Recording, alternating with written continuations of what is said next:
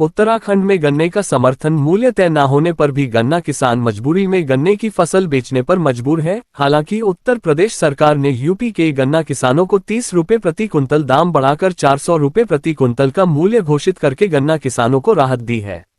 वहीं किसानों का कहना है कि गन्ने की तुलाई के बाद पर्ची पर गन्ने का भाव अंकित नहीं किया जा रहा। गन्ना किसान जल्दी ही गन्ने के भाव में बढ़ोतरी की मांग कर रहे हैं। वहीं गन्ना किसानों को यूपी से अधिक गन्ने का समर्थन मुख्य मिलने की भी उम्मीद है। आखिरकार समर्थन मूल्य की घोषणा के बाद ही गन्ना किसान राहत की सांस लेंगे।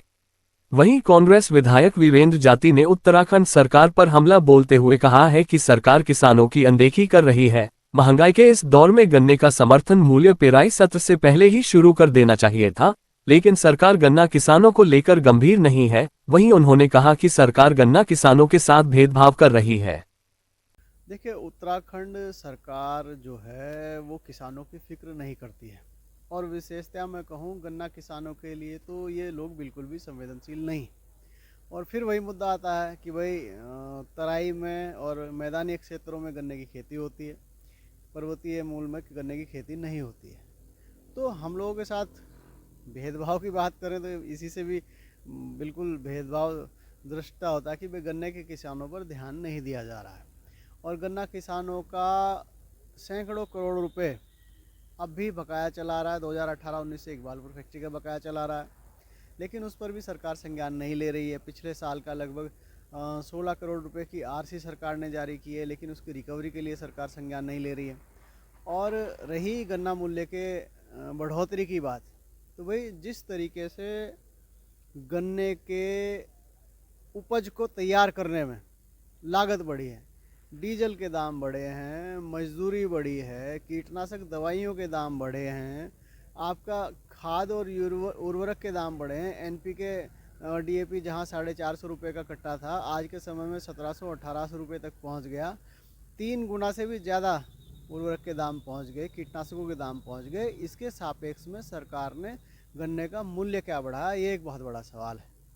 और लेकिन आज के समय में जितने भी प्राइवेट मिले हैं या जो मिले हैं, आज के समय में इसकी बकास भी इस्तेमाल में आ रही है। बकास से बिजली बनाई जा रही है।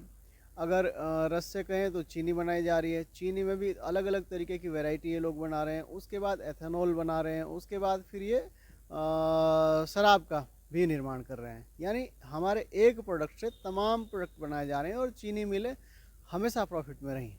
भाई जितनी भी वो प्रॉफिट में है, हम लोग तो कह रहे हैं जितने हमारे दाम बढ़े हैं, जितने हमारे कीटनाशकों और महंगाई मतलब इसको उपजाने में जितनी महंगाई बढ़ी है, उसके सापेक्ष में हमारे गन्ने का मूल्य वास्तविकता में तो यह है कि कम से कम 600 रुपये प्रति क्विंटल होना चाहिए। इस दौरान लक्सर से बसपा विधायक शहजाद ने भी गन्ने के समर्थन मूल्य की घोषणा न किए जाने को लेकर कहा कि मुख्यमंत्री को गन्ने का समर्थन मूल्य घोषित करने को लेकर पत्र लिखा था। पत्र के बाद गन्ने के दाम बढ़ाने का वायदा भी किया गया था, लेकिन सरकार वायदा खिलाफी कर रही है।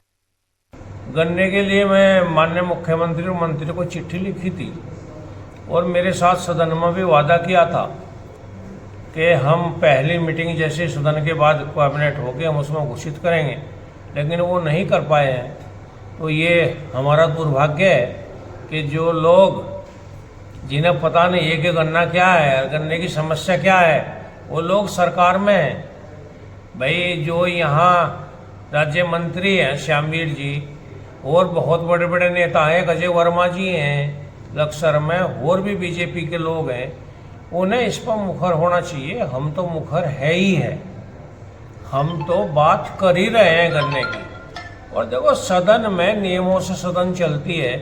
ये मुद्दा जो उठाया ये बहुत बड़ा था, पहले उसे प्राथमिकता देनी पड़ी है। उसमें टाइम खत्म हो गया, तो जितना 10, 15, 20 मिनट का टाइम मिलता है वो मैंने बहुत प्रमुखता से हरिद्वार की बात रखी है। तो आगे मौका मिलेगा, मैं पहले भी गन्ने की भी रखी है। ऐसा नहीं कि मैं गन्ने की कभी नहीं रख पाया। मैं खुद किसान हूँ और गन्ना किसान हूँ, मिल में गन्ना जाता है उत्तम में। लेकिन ये सरकार हमारे प्रति बहुत ही गलत व्यवहार कर रही है, बहुत भरोसेमंद रवैया उनका नहीं है। वहीं गन्ना राज्य मंत्री श्यामवीर सैनी ने कहा कि गन्ना के दाम बढ़ाने को लेकर सरकार प्रतिबद्ध है। गन्ना किसानों को किसी भी सूरत में निराश नहीं किया जाएगा। उत्तर प्रदेश से अधिक ही गन्ना किसानों को गन्ने के दाम मिलने की उम्मीद है। वहीं उन्होंने कांग्रेस विधायक वीरेंद्र जाती के बयान पर तंज कसते हुए कहा कि मैदान और पहाड़ की बात करना बेफिजूल की बात है। उत्तराखंड देवभूमि पर सबका हक है। अभी अभी उत्तर प्रदेश द्वारा गन्ने का मूल्य घोषित किया गया है और हम उत्तर प्रदेश से अलग हुए हैं। जितना उत्तर प्रदेश गन्ने का मूल्य देता है उतना तो हम देते ही हैं, लेकिन हमारी मांग है, जो किसानों ने यहाँ मांग रखी है कि हमारे किसानों को यहाँ उत्तर प्रदेश से अधिक मूल्य दिया जाए।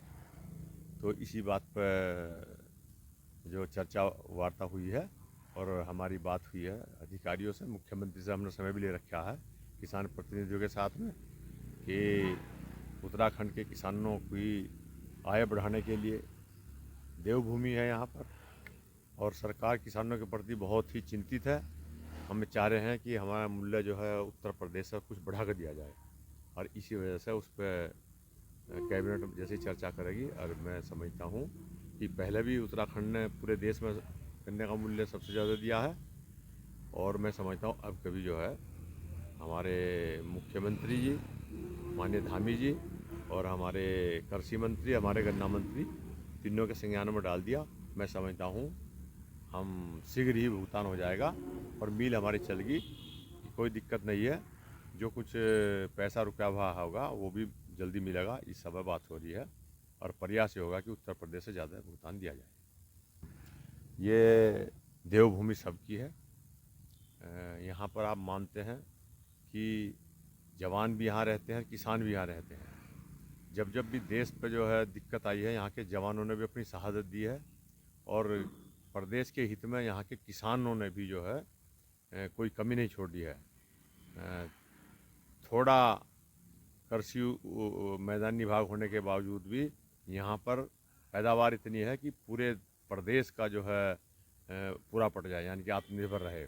चाहे वो गन्ने की बात देखिए, चाहे गेहूं की देखिए या चावल की देखिए, हमारा किसान जो है और जवान दोनों जो है देश और प्रदेश के लिए चिंतित हैं, पूरा मेहनत करके काम करते हैं और इसीलिए कहा जय जवान जय किसान। जवान की जय कि वो देश की रक्षा करता है और किसान की जय हम इसलिए बोलते हैं कि किसान जो है हमारा अन्नदाता है और वो हमारी आवश्यकताओं की पूर्ति करता है, जो हमारी खाद्य पदार्थ की है।